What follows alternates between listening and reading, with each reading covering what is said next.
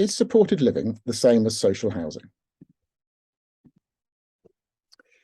Social housing is a catch-all phrase to cover all housing that is provided for out of the public purse.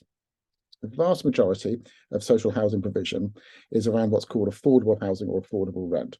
This is where you'll see enormous housing association building huge housing estates or large blocks of flats for hundreds and hundreds of people to live in, and they will be selling those houses on at a reduced cost, below market rate, to people who cannot afford to pay the full market rate, and that difference will be subsidised out of the social housing budget, affordable housing, or they may be retaining those buildings and renting them to people at a reduced rate. Again, that rate will be subsidised out of the social housing budget.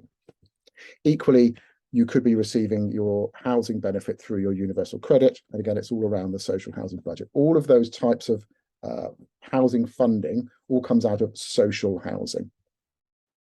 Social housing also has within it the funding for supported living. Now, supported living is the separation of housing and care. The housing element of supported living is provided for out of housing benefit, therefore is part of social housing. So that element of supported living is absolutely the part of social housing.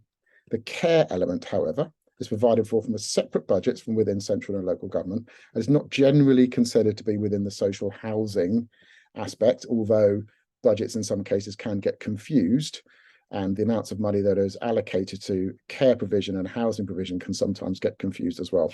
But generally, social housing is the catch-all phrase that covers everything: asylum seekers, street homeless, affordable housing, whatever it may be. And supported living is one small aspect of social housing.